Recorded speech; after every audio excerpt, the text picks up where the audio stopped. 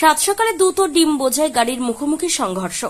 সপ্তাহ ঘুরতে না ঘুরতে আবারও প্রায় একই জায়গায় দুর্ঘটনা যেন পিছু ছাড়ছে না মেমারির দুর্গডাঙ্গা এলাকায়। রবিবার সাত সকালে পূর্ব বর্ধমান জেলার মেমারি থানার অন্তর্গত দুর্গডাঙ্গা এলাকায় দুধের ট্যাঙ্কার ও বুলেরো পিকআপ ভ্যানের মুখোমুখি সংঘর্ষ। আজ আনুমানিক ভোর 3:30 নাগাদ মেমারির দিক থেকে আসা একটি 12 চাকা দুধের ট্যাঙ্কারের সাথে বিপরীত দিক থেকে আসা একটি বুলেরো পিকআপ ভ্যানের মুখোমুখি সংঘর্ষ হয়। এর ফলে বুলেরো গাড়িটির সামনের অংশ দুমড়ে মুচড়ে যায়। অপরদিকে দুধের ট্যাঙ্কারে তেমন কোনো ক্ষতি না হলেও গাড়িটি নিয়ন্ত্রণ হারিয়ে নয়নজলিতে গিয়ে পড়ে। খবর পেয়ে ঘটনাস্থলে আসে মেমারি থানার পুলিশ।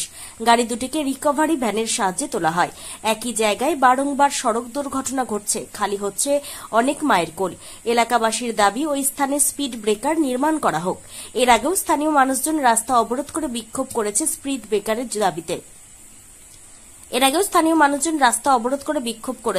ব্রেকারের দাবিতে। কিন্তু হুঁশ ফেরেনি প্রশাসনের। সঠিক ব্যবস্থা না নিলে হয়তো আরো দুর্ঘটনা এখানে ঘটবে। রক্তে রঙিন হবে রাস্তা। তাই স্পিড ব্রেকারের সহ প্রশাসন বিভিন্ন পদক্ষেপ গ্রহণ করুক, তাই চাইছেন এলাকার মানুষজন।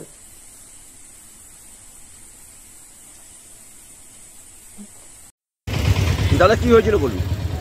এখানে আবার এটা বোধহয় চতুর্থবারের মতো আর একটা অ্যাক্সিডেন্ট হয়েছে। গত রাতে, মানে এই রাতে ভোর 3টের সময় মেমারি থেকে একটা পিকআপ ভ্যানে ডিম আসছিল এবং সাতগাছিয়া থেকে একটা দুধের গাড়ি, আমুল দুধের গাড়ি, লোড বোঝাই গাড়ি সে আসছিল।